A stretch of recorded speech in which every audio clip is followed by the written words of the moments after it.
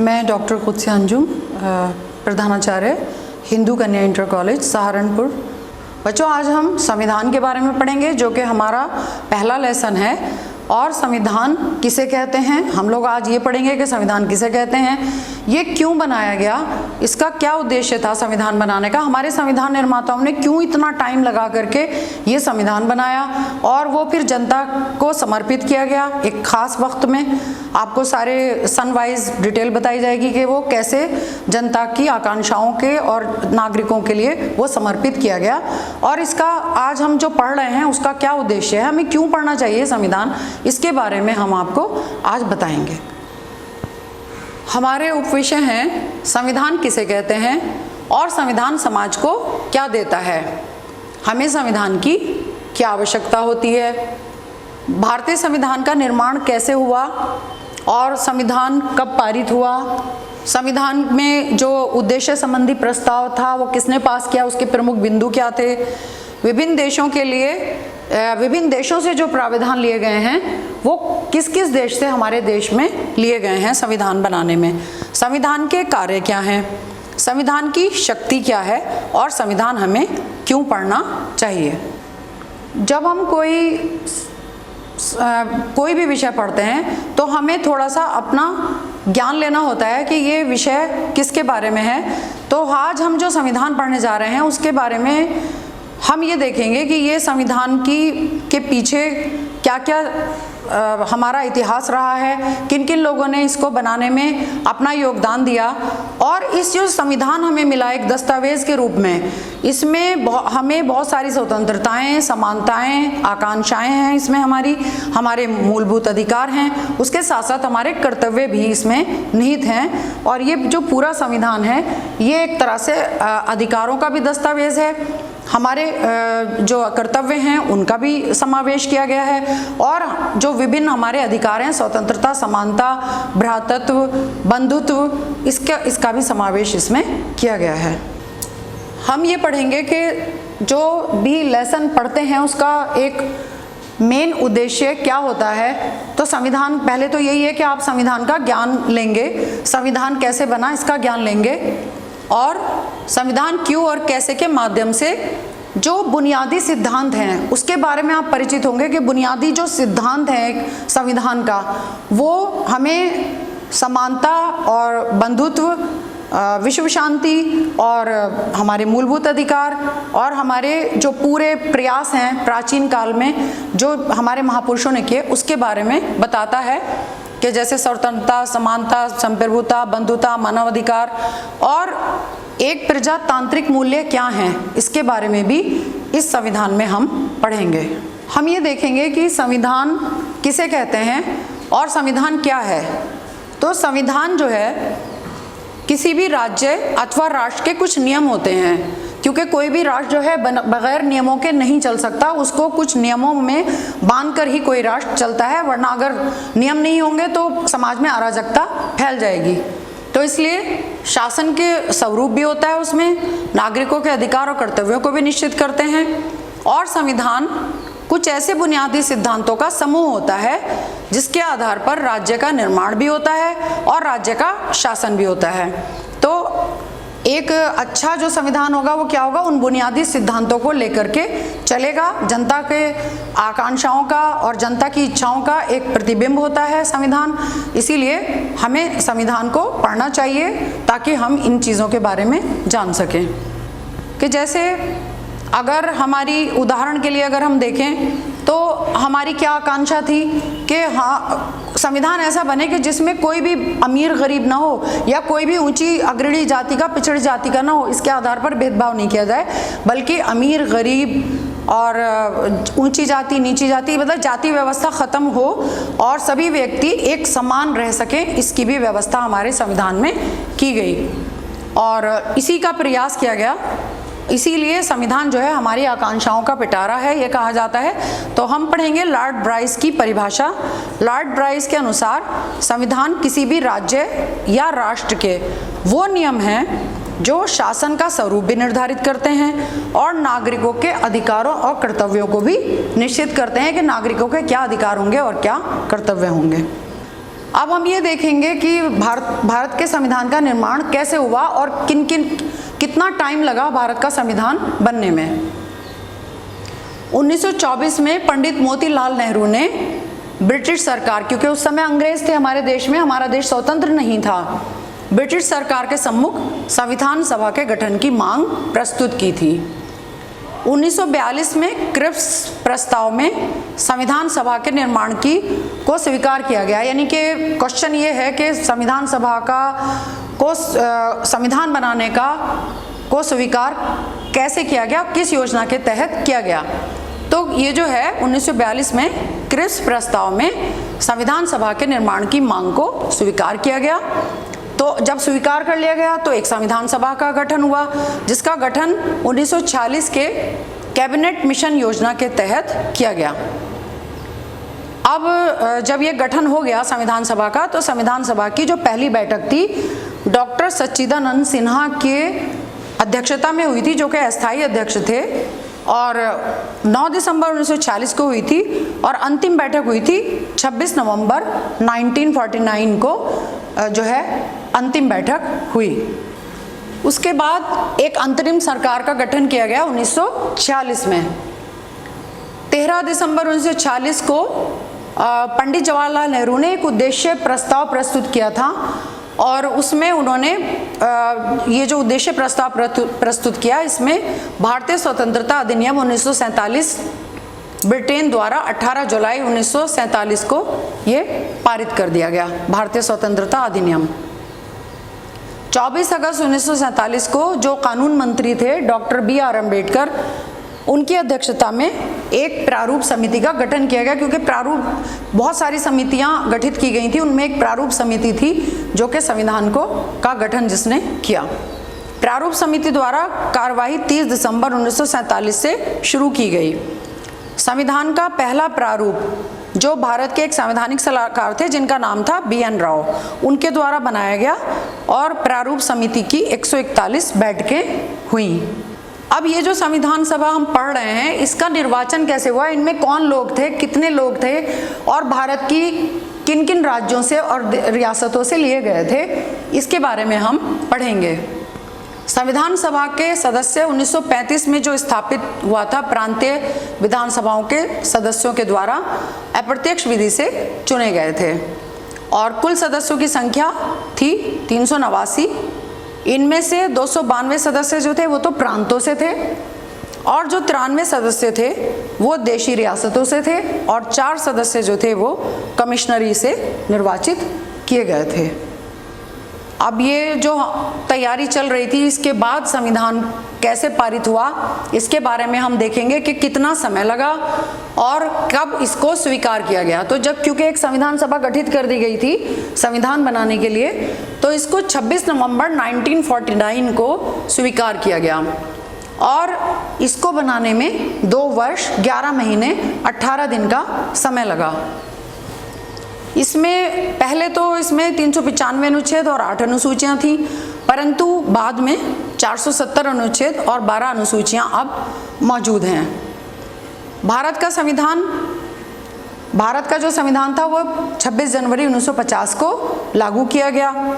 उसके बाद ये एक संपूर्ण प्रभुत्व संपन्न राज्य बनाया गया, गणराज्य बना। संपूर्ण प्रभुत्व संपन्न मैं आपको बता दूं, संपूर्ण प्रभुत्व संपन्न का मतलब होता है कि अपने आंतरिक मामलों में भी कोई देश स्वतंत्र हो और अपने बाह्य मामलों में भी स्वतंत्र हो, वो किसी दूसरे देश से कोई आज्ञा हासिल ना करता हो या कोई दूसरा देश उसके ऊपर शासन ना करता हो। जैसे कि 1947 से पहले भारत गुलाम था, भारत आज़ाद नहीं था। तो 1900 ये जो है संपूर्ण प्रभुत्व संपन्न का मतलब अपने तौर पे स्वतंत्र होना, और गणराज्य के जहाँ पे भारत का जो राष्ट्रपति है वो जनता के द्वारा अप्रत्यक्ष रूप से चुना गया। 22 जुलाई 1947 को हमारा एक राष्ट्रीय ध्वज बना। आप लोगों ने सबने राष्ट्रीय ध्वज देख रखा है। स्वतंत्र भारत के पहले गवर्नर जनरल जो थे वो C राजगोपालाचारी थे, और जो हमारे अंतिम गवर्नर जनरल थे वो थे लॉर्ड माउंटबेटन। नेहरू जी ने एक उद्देश्य प्रस्ताव प्रस्तुत किया था, तो उस उद्देश्य प्रस्ताव के प्रमुख बिंदु क्या थे, अब हम ये पढ़ेंगे। राष्ट्रीय आंदोलन से जिन सिद्धांतों को संविधान सभा, क्योंकि अब हम पढ़ रहे हैं कि संविधान सभा में किन किन चीज़ों को लिया जा रहा है, तो उसमें जो उद्देश्य प्रस्ताव में बिंदु पारित किए गए थे उनको संविधान सभा में संविधान बनाते समय ध्यान रखा गया कि उन बिंदुओं या उन उद्देश्यों को या उन सिद्धांतों को लिया जाए। तो ये 13 दिसंबर 1946 को पंडित नेहरू ने संविधान सभा से उद्देश्य संबंधी प्रस्ताव पेश किया, जिसे 22 जनवरी 1947 को संविधान सभा में पारित कर दिया गया। अब ये कौन कौन से बिंदु थे जिनको कि इसमें पारित किया गया? एक तो भारत एक स्वतंत्र संप्रभु गणराज्य है, स्वतंत्र है हमारा राष्ट्र, संघ की इकाइयाँ स्वायत्त होंगी और अपनी उन सब शक्तियों का संपादन करेंगी जो संघीय सरकार को नहीं दी गई। यानी कि ये आप जब अगला आपको पाठ पढ़ाया जाएगा तब आपको बताया जाएगा कि भारत में संघ और राज्य अलग अलग, संघ सरकार है और बाकी राज्य हैं भारत में, तो वो अपनी शक्तियाँ लेते हैं और वो अपना शासन करते हैं। तो ये संघीय सरकार को जो भी शक्तियाँ नहीं दी गई हैं वो राज्यों की जो राज्य सरकारें हैं वो उनका प्रयोग करेंगी। संप्रभु और स्वतंत्र भारत और इसके संविधान की समस्त शक्तियों और सत्ता का स्रोत जनता है। जैसा कि मैंने आपको पहले भी बताया कि अगर हमारा जो संविधान बना है उसमें जनता की आकांक्षाओं का, उसकी इच्छाओं का, उनकी स्वतंत्रताओं का ध्यान रखा गया है, तो आखिर में जो भी कुछ है वो जनता की जो आकांक्षाएं हैं या जनता की जो स्वतंत्रताएं हैं या जनता की जो इच्छाएं हैं वो हमारे संविधान में निहित की गई हैं। और जो भी ये हमारा संप्रभु राष्ट्र है इसके जो बैकग्राउंड में कौन है? जनता है, जनता की इच्छाएं हैं और जनता की जो एक प्रजातंत्र की पहचान भी यही है कि उसमें जनता का शासन होता है और जनता के हितों का जनता के द्वारा, जनता के लिए और जनता के द्वारा जनता के लिए शासन होता है। उद्देश्य ही प्रस्ताव में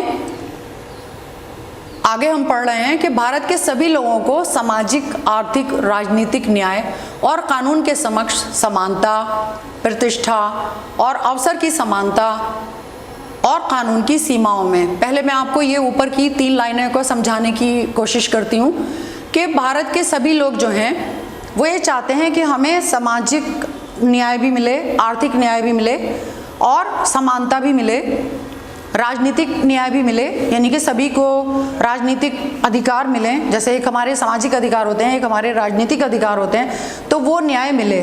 और कानून के समक्ष भी सभी नागरिकों को समानता प्रदान की गई। उसके अलावा प्रतिष्ठा और अवसर की समानता, कि अगर कोई गरीब है तो ऐसा नहीं है कि उसे अवसर ना मिले और वो बेचारा अच्छा होते हुए भी, योग्य होते हुए भी वो पिछड़ता चला जाए।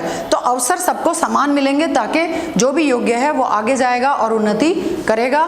न्याय की समानता, प्रतिष्ठा और अवसर की समानता और कानून और सीमाओं में रहते हुए भाषण, अभिव्यक्ति, विश्वास और धर्म की उपासना, कि जैसे हर एक व्यक्ति को अपना भाषण देने की स्वतंत्रता है, लेकिन उससे आप किसी को, दूसरे को हानि ना पहुंचाते हो या आप कोई अपना ऐसा शब्द ना बोलें जो कि अपशब्द कहलाएं। तो आप भाषण दे सकते हैं, अपने विचारों को अभिव्यक्त कर सकते हैं, तो ये कहलाती है अभिव्यक्ति की स्वतंत्रता। और विश्वास, धर्म और उपासना, कि जैसे हमारा भारत है, इसमें तमाम तरह तरह के धर्म हैं, तरह तरह के विश्वास हैं, तरह तरह की उपासनाएं होती हैं। तो हमारे संविधान में इन सब का भी ध्यान रखा गया और सभी को धर्म और विश्वास की स्वतंत्रता दी गई कि वो अपने अपने धर्मों पर चल सकते हैं। और व्यवसाय करने की और संगठन और कार्य करने की स्वतंत्रता, कि आप चाहें अपना कोई व्यवसाय कर सकते हैं, आप चाहें तो नौकरी कर सकते हैं, जो भी आप अपना जीविका के लिए कोई भी साधन का उपयोग कर सकते हैं, वो आपकी अपनी इच्छा पर निर्भर करता है, नागरिकों की इच्छा पर निर्भर करता है। और संगठन और कार्य करने की मौलिक स्वतंत्रता की गारंटी और सुरक्षा दी जाएगी। हम अपने कोई भी शांतिपूर्वक संगठन बना सकते हैं। संगठन ऐसा होना चाहिए जिसका कोई अच्छा उद्देश्य हो, जो नागरिकों की सेवा कर सके, नागरिकों के काम आ सके और नागरिकों की आवश्यकताओं को पूरा कर सके। ऐसे संगठन को बनाने की भी आपको जो है वो इजाज़त है, आप उसे बना सकते हैं। और आप कार्य करने की जो मौलिक स्वतंत्रता है उसकी गारंटी दी गई हमारे संविधान में और सुरक्षा भी प्रदान की गई। अल्पसंख्यकों, पिछड़े, जनजातीय क्षेत्र, दलित वर्गों को समुचित सुरक्षा दी जाएगी। हमारे यहाँ क्योंकि इतनी विभिन्नता में एकता है, कहा जाता है भारत विभिन्नता में एकता का प्रतीक है, तो हमारे यहाँ विभिन्न धर्मों के, जातियों के और विभिन्न तरह के लोग रहते हैं। उनमें अल्पसंख्यक वर्ग भी है, तो अल्पसंख्यक है या पिछड़ी जाति है या अनुसूचित जाति है या जो भी कमज़ोर वर्ग है, उसको भी विशेष सुविधाएं दी गई ताकि वो अपना विकास कर सके, क्योंकि वो बहुत ही समाज के वंचित और शोषित वर्ग समझे गए हैं। उदाहरण के लिए हम कह सकते हैं कि एक सफल संविधान जो है अपने प्राविधानों की सफलता और मौलिकता को बनाने हेतु एक ऐसा ढांचा उपलब्ध कराता है जो अल्पसंख्यकों, वंचित समूहों की पहचान की सुरक्षा हेतु उन्हें अधिक सुविधाएं प्रदान कर उनकी शक्तियों को मजबूत करता है। यानी कि अगर एक अच्छा संविधान होगा तो वो क्या करेगा कि जितने भी वंचित समूह हैं समाज के, उनको ऐसे अवसर उपलब्ध कराएगा कि ताकि वो भी समाज में बराबरी का दर्जा हासिल कर सकें, बराबरी से अपना जीवन व्यतीत कर सकें और उनको भी विकास का अवसर मिल सके और वो भी आगे बढ़ सकें। एक अच्छा संविधान इन सब चीज़ों को उपलब्ध कराता है। अब क्योंकि हमने ये देख लिया कि हमारा संविधान सभा का गठन हुआ था, उद्देश्य संबंधी जो प्रस्ताव थे उनमें कुछ मूलभूत विषय थे जिनको कि संविधान बनाते समय ध्यान रखा गया कि ये सारे भी इस संविधान में शामिल हों। तो अब जब हमारे जो संविधान निर्माता थे, जब वो संविधान बना रहे थे, तो उन्होंने बहुत सारे देशों के संविधानों का अध्ययन किया और उन्हें ये लगा कि कुछ देशों के संविधान ऐसे हैं जिनकी अच्छी बातों को हमारे भारत में भी लागू किया जा सकता है। तो बहुत से लोग कहते हैं कि नहीं, ये तो इन्होंने कॉपी कर ली या दूसरे देशों से ले लिया। ऐसा नहीं है। जो भी बहुत अच्छी बातें थी उन देशों के संविधानों की, क्योंकि वो हमारे देश में लागू की जा सकती थी और उससे नागरिकों का विकास हो सकता था, इसलिए उन देश के संविधानों की अच्छी बातों को लिया गया। तो अब हम ये पढ़ेंगे कि वो कौन से देश हैं और उनमें से किन किन अच्छी बातों को हमारे देश में लिया गया है, कौन कौन से देश के संविधान हैं। पहला संविधान है ब्रिटिश संविधान। ब्रिटिश संविधान से लिया गया सरकार का संसदीय स्वरूप। ये जो सरकार का संसदीय स्वरूप है, यह आप आगे के लेसन में पढ़ेंगे, आगे के पार्ट में आप पढ़ेंगे कि संसदीय स्वरूप किसे कहते हैं। हमारे देश में एक संसद है, पार्लियामेंट है, और ये पार्लियामेंट का जो स्वरूप है, ये संसद का जो स्वरूप है, ये हमारे यहाँ ब्रिटिश संविधान से लिया गया। कानून के शासन पर विचार, यानी कि जो एक कानून बन गया उसी का शासन होगा, और कानून बहुत सोच समझ के हमारी विधायिका बनाती है, तो उसका विचार जो है वो भी ब्रिटिश संविधान से लिया गया। तीसरा, सर्वाधिक मत के आधार पर चुनाव में जीत का फैसला। जैसे हमारे यहाँ इलेक्शन होते हैं, आपने बच्चों देखा होगा कि इलेक्शन होते हैं, विधानसभा के होते हैं, लोकसभा के होते हैं, तो उसमें जो सर्वाधिक मत हासिल करता है उसी को ही जो है विजयी घोषित किया जाता है और फिर वो अपने बहुमत दल के साथ सरकार बनाता है। तो तीसरा जो पॉइंट लिया गया है ब्रिटिश संविधान से, वो लिया गया है सर्वाधिक मत के आधार पर चुनाव में जीत का फैसला। ये तो हो गए हमारी 3 जो प्राविधान थे वो ब्रिटिश संविधान से लिए गए। अब हमारा अगला जो लिया गया वो लिया गया अमेरिका का संविधान। इसमें पहला लिया गया मौलिक अधिकार। अमेरिका के संविधान से जो मौलिक अधिकार लिया गया है, बच्चों आपको मैंने आपको भी पढ़ाया है कि जैसे हमारा स्वतंत्रता का अधिकार है, हमारा समानता का अधिकार है, हमें अवसर की समानता है, हमें व्यवसाय करने की समानता है, हमें अपने धर्म पर चलने की समानता है, शिक्षा की समानता है। तो ये सारी जो समानताएं हैं ये सब हमें अमेरिका के मूल अधिकारों से ली गई हैं, जो कि हमारे संविधान में भी शामिल की गई। दूसरा पॉइंट पढ़ेंगे हम, न्यायिक पुनरावलोकन की शक्ति और न्यायपालिका की स्वतंत्रता। न्यायिक पुनरावलोकन की शक्ति हमें अमेरिका के संविधान से ली गई, लेकिन शॉर्ट में मैं आपको बता दूं कि अगर कोई कानून बन जाता है, विधायिका बना देती है, तो न्यायपालिका उसका अवलोकन कर सकती है और देख सकती है कि इसमें कोई कमी है, तो वो न्यायिक पुनरावलोकन कहलाता है। और दूसरा, न्यायपालिका की स्वतंत्रता। हमारे यहाँ न्यायपालिका स्वतंत्र है, स्वतंत्र रहकर बिना किसी दबाव के वो अपना निर्णय देती है ताकि किसी के ऊपर हर एक को न्याय मिल सके। तीसरा हमारा लिया गया आयरलैंड का संविधान से राज्य के नीति निर्देशक तत्व लिए गए। ये भी नागरिकों के जीवन को बेहतर बनाने के लिए नीति निर्देशक तत्वों का समावेश किया गया है। फ्रांस का जो संविधान है उससे लिया गया है स्वतंत्रता, समानता और बंधुत्व का सिद्धांत। ये आपको मैं पहले भी बता चुकी हूँ कि स्वतंत्रता और समानता ये हमारे संविधान में हमें मूल अधिकार के रूप में मिले हैं, और बंधुत्व की भावना कि हम सब भाई भाई हैं, कोई भी व्यक्ति कोई किसी से छोटा बड़ा नहीं है, ये हमारा लिया गया है फ्रांस के संविधान से।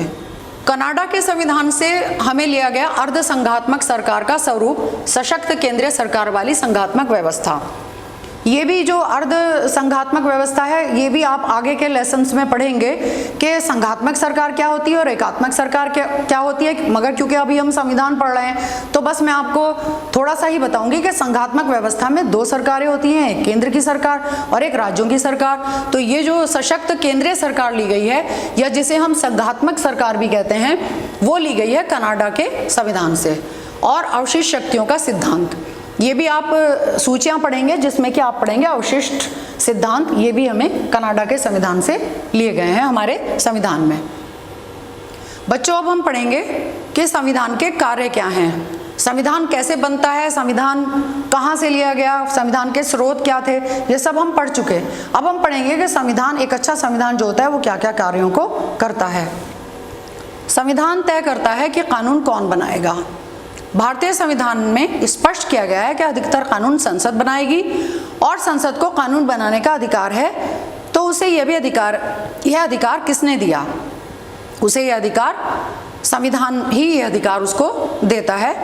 तो इसलिए संविधान का पहला कार्य है कि संविधान ये तय करता है कि कानून कौन बनाएगा।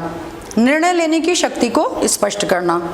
संविधान का जो दूसरा कार्य है वो ये स्पष्ट करना है कि समाज में निर्णय लेने की शक्ति किसके पास होगी। तो संविधान ही ये तय करेगा कि सरकार कैसे निर्मित होगी। ये दूसरा कार्य है संविधान का।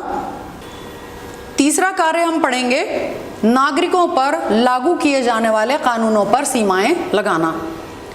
कि नागरिकों को जो कानून दिए गए हैं उन पर संविधान का जो तीसरा कार्य है वो ये है कि सरकार द्वारा अपने नागरिकों पर जो लागू किए गए कानून हैं उन पर कुछ सीमाएं लगाए। और ये सीमाएं इस रूप में मौलिक होती हैं कि कोई भी सरकार उनका उल्लंघन नहीं कर सकती। कि अगर हम मूल अधिकार दे दिए गए हैं तो वो मूल अधिकार नागरिक अपने तौर पे इस्तेमाल करेंगे, सरकार कोई उल्लंघन नहीं कर सकती उनका। चौथा कार्य है सरकार की शक्तियों को सीमित करना। संविधान जो है, क्योंकि हम संविधान के कार्य पढ़ रहे हैं और सरकार भी अपनी शक्ति क्योंकि संविधान से ले रही है, तो संविधान सरकार की शक्तियों को सीमित करता है। और सरकार की शक्तियों को सीमित करने का जो सबसे अच्छा तरीका होता है वो ये होता है कि नागरिकों के रूप में हमें मौलिक अधिकार को स्पष्ट कर दिया गया है। और जाहिर सी बात है कि जब हमारे मौलिक अधिकार संविधान में लिख दिए गए हैं तो कोई भी सरकार उनका उल्लंघन नहीं कर सकती। सभी सरकारों को नागरिकों को मूलभूत अधिकारों को देना होता है। हम संविधान का अब आखिरी कार्य पढ़ेंगे, पांचवा, जनता की आकांक्षाओं को पूरा करना। कि संविधान का जो पांचवा काम है वह है सरकार को ऐसी क्षमता प्रदान करे कि जिससे कि वह जनता की आकांक्षाओं को पूरा कर सके और न्यायपूर्ण समाज की स्थापना के लिए उचित परिस्थितियों का निर्माण भी कर सके।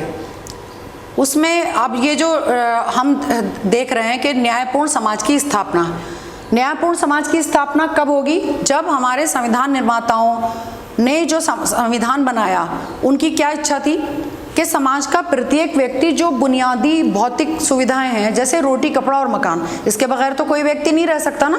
रोटी, कपड़ा, मकान तो सबको चाहिए। तो रोटी, कपड़ा और मकान की मूलभूत सुविधाएं तो उपलब्ध कराई ही गई हमारे संविधान में। उसके अलावा शिक्षा और स्वास्थ्य और न्याय, ये सब कुछ भी जो है उपलब्ध कराया गया। और हमारा संविधान इसका सबसे अच्छा उदाहरण है कि जिसमें व्यक्ति गरिमा और सामाजिक आत्मसम्मान से भरा हुआ जीवन व्यतीत कर सके। ऐसा हमारे संविधान निर्माताओं ने अपना कोशिश की है कि उनको नागरिकों को एक अच्छा संविधान समर्पित कर सकें। संविधान की शक्ति क्या है, अब हम ये पढ़ेंगे कि संविधान जो निर्माता थे उन्होंने भारतीय संविधान में शक्तियों का विभाजन किया था। और विभाजन इस प्रकार से किया था कि जिसमें किसी एक संस्था का संपूर्ण शक्तियों पर एकाधिकार ना हो और कोई भी समूह उसको नष्ट भी ना कर सके। तो शक्तियों का विभाजन ना तीन रूप में किया गया, एक है विधायिका, एक है कार्यपालिका और एक तीसरा जो सरकार का अंग है वो है न्यायपालिका। तो संविधान सभा ने जो हमारे यहाँ संसदीय शासन व्यवस्था अपनाई गई और संघात्मक व्यवस्था अपनाई गई, इसमें क्या कोशिश की गई कि एक और तो दोनों में सामंजस्य बना रहे, विधायिका और कार्यपालिका, ये हमारे सरकार के अंगों के नाम है, विधायिका कार्यपालिका और न्यायपालिका, इन दोनों के बीच में समन्वय रहे और केंद्र सरकार और राज्य के बीच भी शक्तियों का वितरण जो है वो ठीक रूप में हो सके। संघ सरकार की भी शक्तियां लिख दी गई और राज्य सरकारों की भी शक्तियां लिख दी गई हैं ताकि दोनों में कोई भी संघर्ष ना हो और दोनों अपनी अपनी शक्तियों का प्रयोग करके अपना देश का विकास कर सकें। हमें संविधान क्यों पढ़ना चाहिए, ये अब क्योंकि हमने सारे जो पढ़ा है अभी, उसके बाद हम ये देखेंगे कि हमने ये लेसन पढ़ा क्यों है, इससे हमें क्या ज्ञान प्राप्त हुआ और हमें संविधान पढ़ करके आगे क्या हासिल होगा। तो हमें संविधान इसलिए पढ़ना चाहिए क्योंकि राष्ट्र की बुनियादी पहचान है। पहले तो सारे जितने भी संविधान निर्माता थे वो कुछ मूलभूत सिद्धांतों पर सहमत हुए। जब वो सहमत हो गए और बहुत सारे उनके मीटिंग्स हुई, उनके कई दौर की मीटिंगें चली, उसके बाद फिर उन्होंने एक प्रजातांत्रिक देश में संविधान बनाने की उन्होंने संविधान बनाया और उन्होंने ये देखा कि संविधान के बिना राज्यों की व्यवस्था नहीं चलेगी क्योंकि हमारा देश केंद्र और राज्य दोनों मिलकर के देश को चलाएंगे। तो संविधान पढ़कर हमें नागरिकों की स्वतंत्रता और समानता का पता चलता है। संविधान पढ़कर ही हमें ये ज्ञात होता है कि हमारा संविधान एक सफल राष्ट्रीय आंदोलन के बाद बनाया गया है।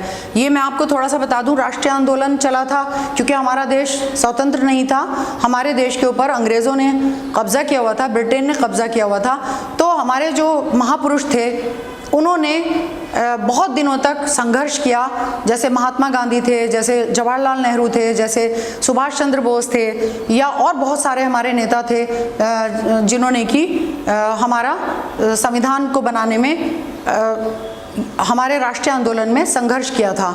तो उन संघर्षों को, राष्ट्रीय आंदोलन के संघर्षों को भी ध्यान में रखा गया और उनको रख करके नागरिकों के अधिकारों की सुरक्षा के लिए एक दस्तावेज तैयार किया गया, जिसमें किन किन चीज़ों को शामिल किया गया, समानता को, स्वतंत्रता को, लोकतंत्र को, संप्रभुता को, और फिर इन सब चीज़ों से मिलकर क्या है, राष्ट्र की एक पहचान बनती है, एक बुनियादी पहचान बनती है। संविधान के लिए एक संविधान एक ऐसा दस्तावेज है जिसमें कि जब वो एक बना दिया जाता है तो राष्ट्र की एक पहचान बनती है कि हाँ, इस संविधान में इन चीज़ों को शामिल किया गया है और ये हमारी बुनियादी पहचान है।